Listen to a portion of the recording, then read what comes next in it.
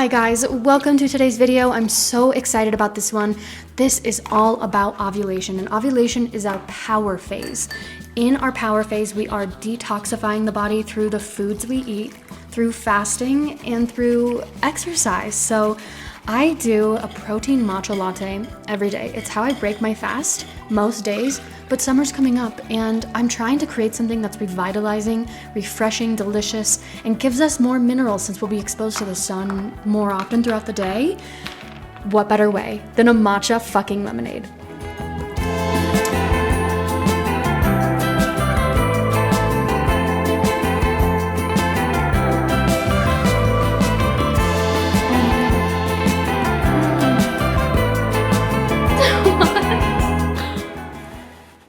Wanted to pop on here really quick and say this is beautiful, and I will not take it for granted for one more second, but for a minute of time I kind of fucking hated it here because I'm alone and I don't know anyone, and the only thing I have to do all day is work on myself and my friends. If that's all you have to do in a day, that's badass. Be grateful. Hello. That was weird. I'm ovulating right now, so that's where I am in my cycle, which means I'm fasting more, detoxifying my body from excess estrogen that it's not helping, it's not helping me because I have a lot of estrogen right now. Anyway, I don't know what I'm talking about. Here's what I came here to say. I am ready to start working out again. Hard. So I've been doing Pilates, I've been doing yoga since my partner was home the last week and a half. I didn't work out at all, but I did go skiing one time. But yeah, I'm ready to start working out again. I like to break my fasts with a workout because not only does it kind of help shed excess fat, which is aesthetic, but also excess fat is not like helpful at all. It doesn't help me fit into my fucking clothes, so I don't like it.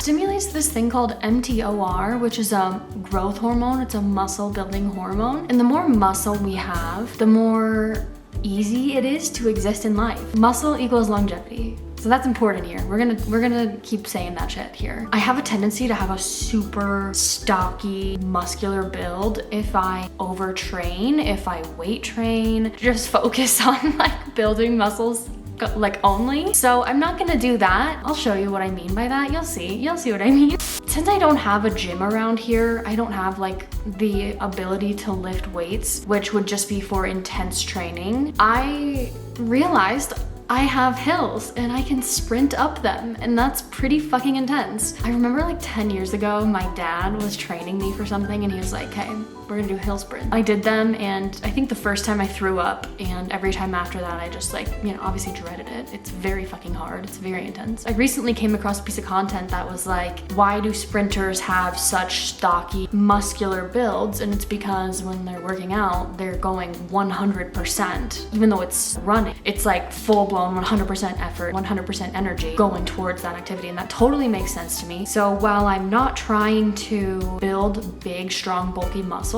if I incorporate sprinting a few times a week, it's gonna help a little bit with my endurance. It's gonna help my mind work through hard stuff, and it's also gonna help strengthen me leanly. Like, I'm not gonna pack on scary muscles that my body likes to pack on. The workouts I've been doing for the past couple of years have really mostly just been low impact. Walking, yoga, Pilates, and they're amazing, and I'm not giving them up. I'm not saying anything negative about them, but I think the fun part of life is incorporating a whole bunch of different stuff. So that's what I'm gonna do. Anyway, let's just go do it. Let's go sprint. I'm gonna die. I will be the first to tell you that I am so picky about what I wear, how I look, because I like to express myself through clothes, and when I feel like I can't do that, it kind of pisses me off. And today's outfit for running is pretty fucking ugly, but I needed to layer, I needed to be warm, and I knew if I wasn't comfortable, I wasn't gonna do what I wanted to do. I wasn't gonna take care of myself. I wasn't going to put myself in this new space of working out. Sometimes it doesn't matter what we're fucking wearing, We need to just go out there and get the damn thing done.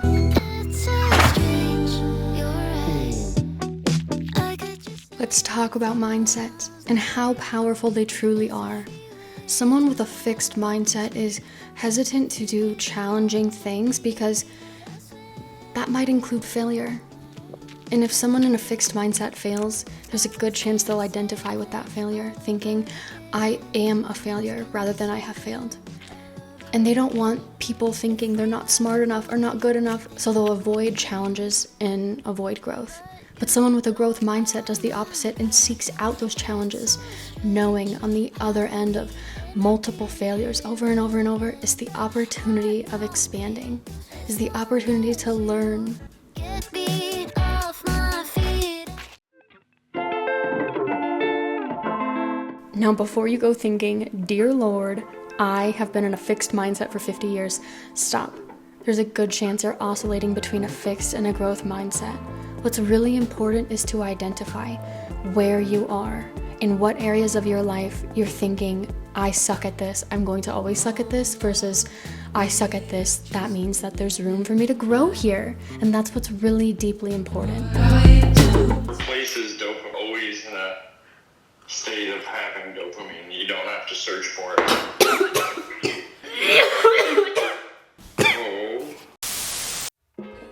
Okay, getting back to the food. I have been breaking every single fast, a 24-hour fast, 48, even just an intermittent fasting window with this kale salad sauerkraut blend. I do about half and half, and it just brings out the best of both of those things. And it's retraining my gut and retraining my taste buds. So the first thing I eat is that deeply savory, probiotic, nutrient-dense, nutrient-rich food, and everything I eat afterwards just tastes not only dramatically better, but I can taste every part of the flavor. If it's too sweet, I don't like it anymore. And that is simply from retraining your gut.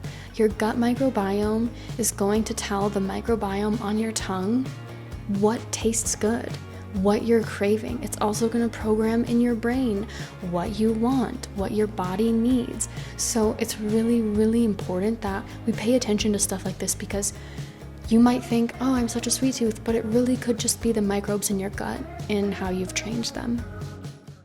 Now, I want to be clear, I am not trying to demonize or villainize you, and I'm not trying to victimize you. You are powerful, and it's just really important that we understand the concepts that what we put in our body has a direct effect on what the microbes in our body tell us we need, whether that actually benefits us or not. That's just how our microbes work. Okay, whew, now that we got through that, if you haven't made your own pesto at home, not only is it so easy, but it's deeply nourishing and literally upgrades anything. You can put a steak, what?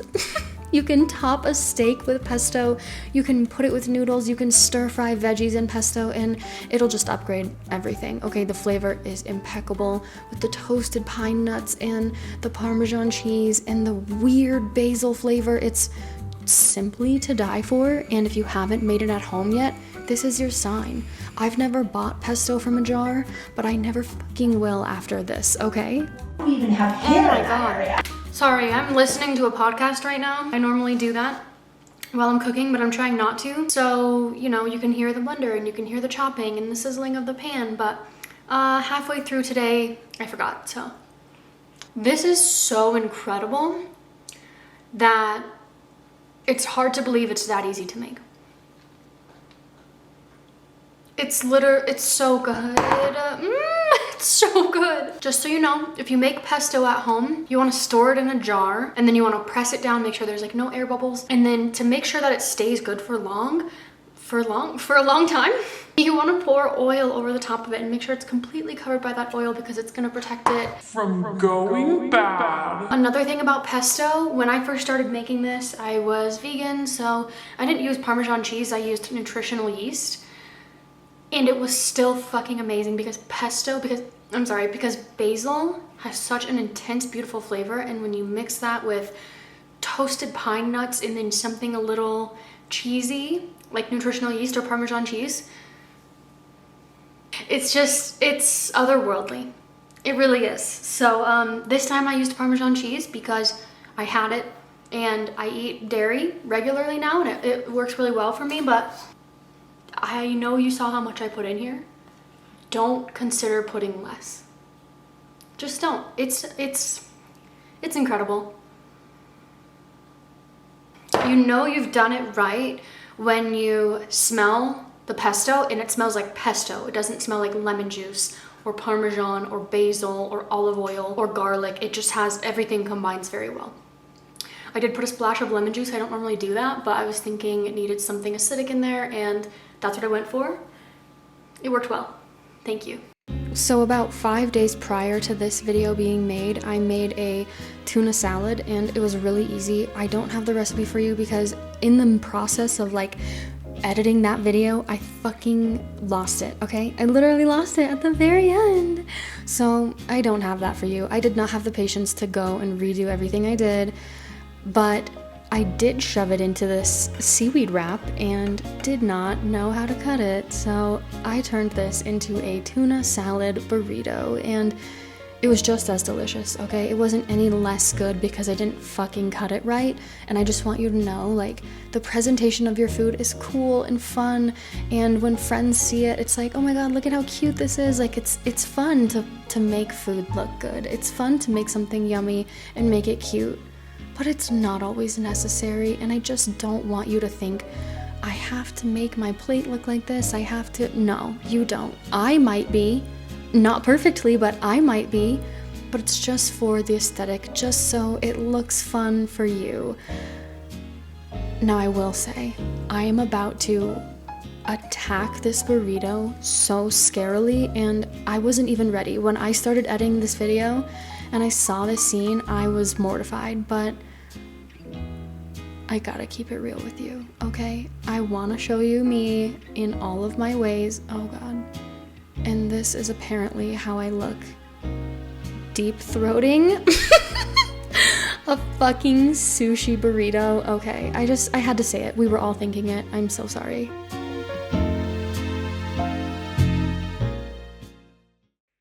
I'm currently working on projects that are a lot more consistent than this. You'll have a very clear understanding from beginning of day to end of day what I'm doing during these phases, but you're just gonna have to stick with me in this video of just randomly showing you what I ate in a random part of the day. One thing about me and my nutrition beliefs is that if you can supplement with a whole food, do it. If you can get the whole food version of something, do it. Don't take the supplement, don't take the pill, don't take the powder. But I've kind of been interested in the adaptogenic blend thing that's going around, and I found this brand. I did my research. I fully trust this company. I like what I've seen, what I've heard, what I've read. And I've been making this super yummy juice blend drink with that and my Eucora supplement, and oh my God, you guys, this is like the best part of my day. A little bright detoxification juice. So good! I can't wait to make you one.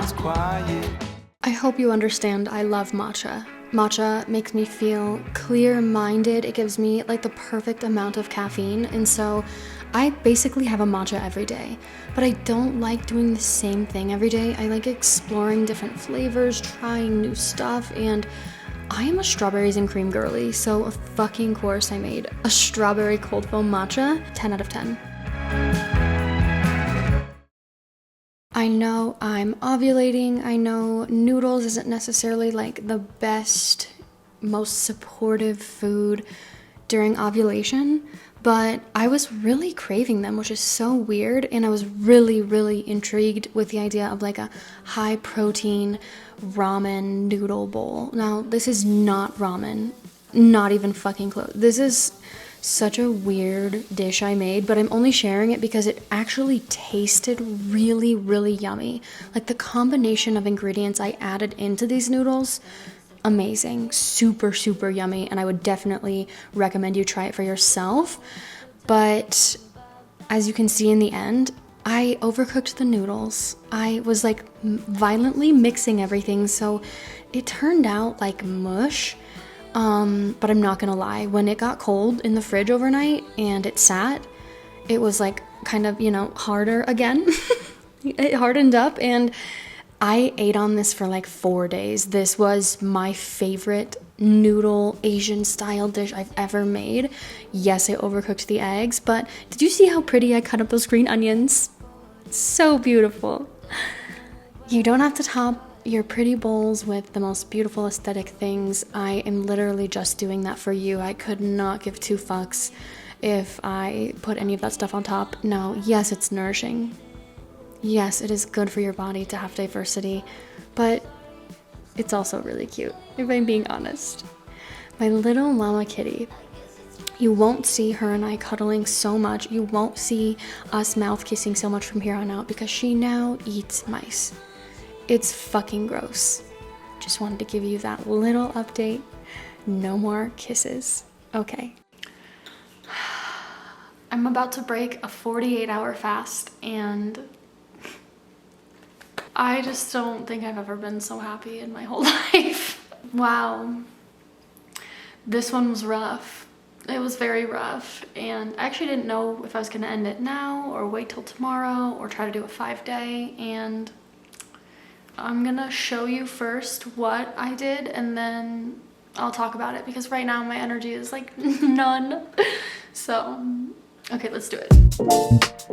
If you've never made bone broth before, it is as easy as throwing bones in the oven, roasting them for an hour, throwing them in a pot, filling the pot with water, cooking for 24, 36 hours, however many fucking hours you want, honestly. Now, I did undercook this broth. I didn't let it sit long enough and it wasn't super gelatinous, but that doesn't mean it didn't have so many nourishing properties. Nourishing, there's that fucking word again. So I didn't beat myself up about it. I put it in jars and, oh, quick tip, do not leave the bones in it. So I didn't have the time after I made this broth to let it cool on the counter and then jar it. I just put it right in the fridge. But I forgot to take the bones out.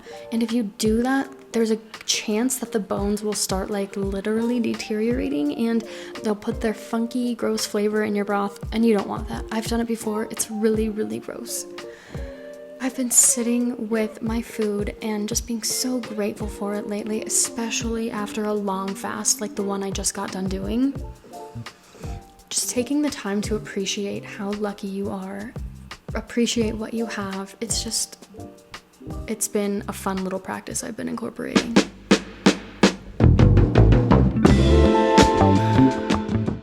Okay, I told you I wasn't into the powders. I told you that earlier. Yes, it's true.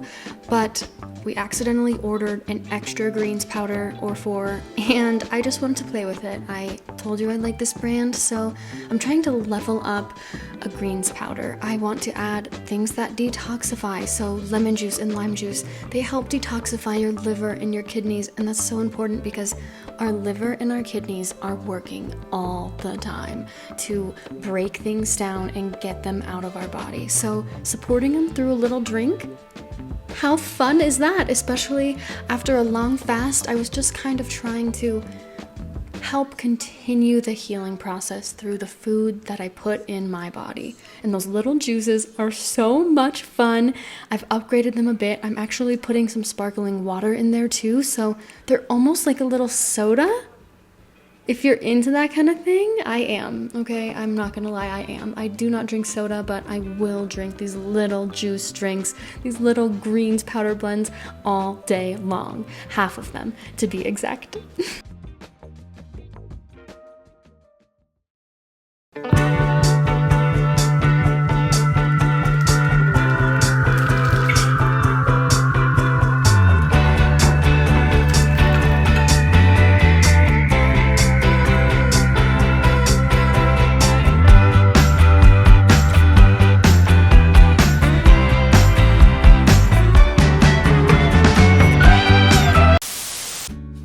That I'm here to teach anyone how to cook, but I think I might be here to show people and inspire people to just play and find what works for them. So I have a little foundation of cooking, baking, whatever, miniature, okay, so small, and I really just learned stuff from reading recipes. So I have a gist of how to bake successfully, how to make things moist, make them rise, whatever.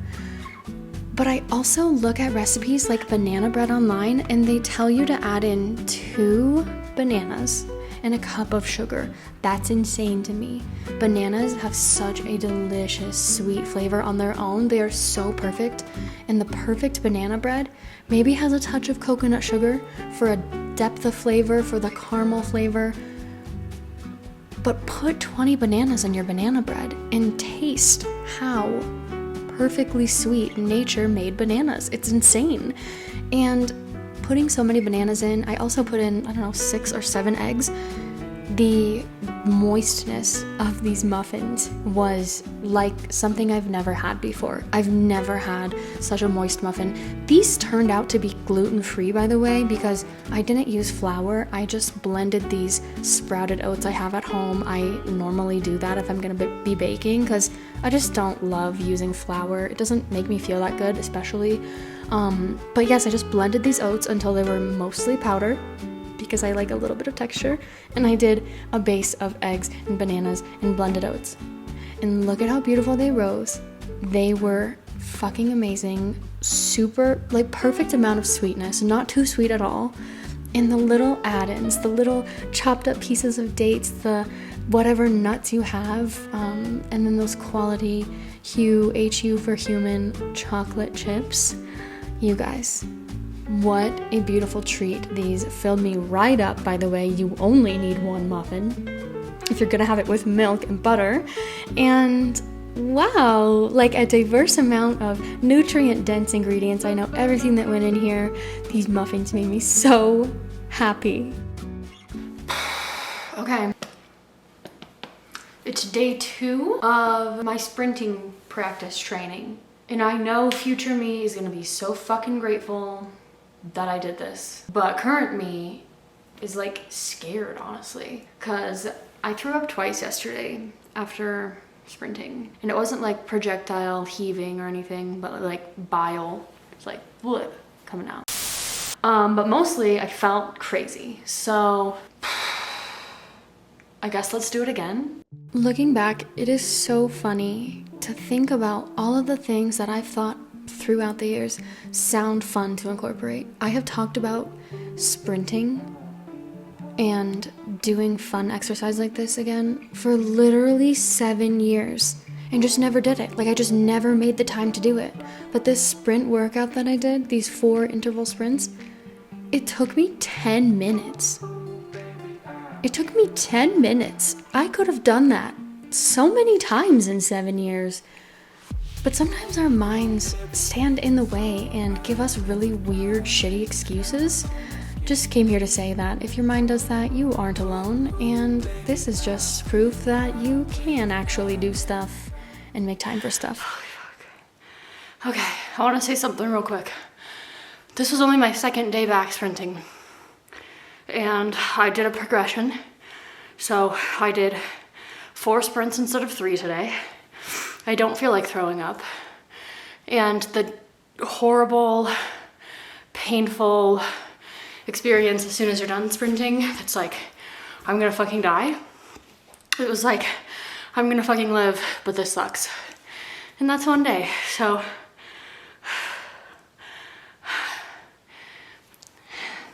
That's my whole story. Okay, all right. Time for some Pilates.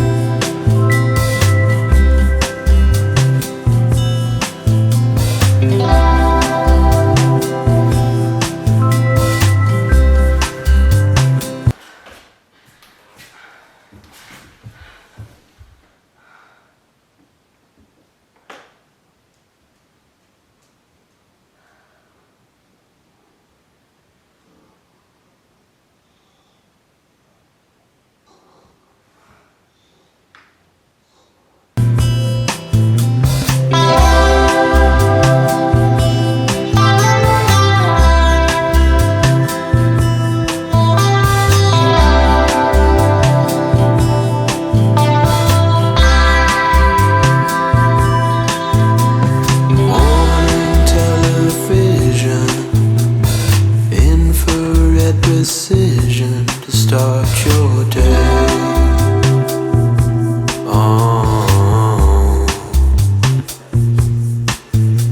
To see me in that moment, an instant from dissolving into the grave.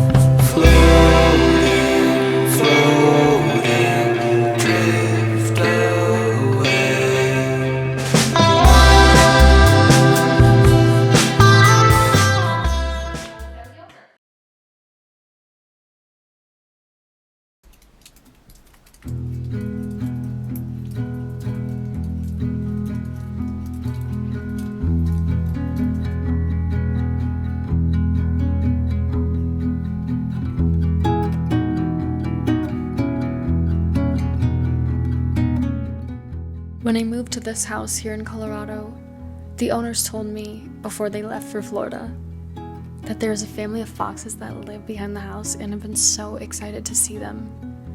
And finally, 2 months later, this happened. And it's so funny because I went outside on my deck and I was just sitting there trying to enjoy the present moment because I've been really struggling to just be present. And in that, and in filming this beautiful lady, I watched her do the same thing.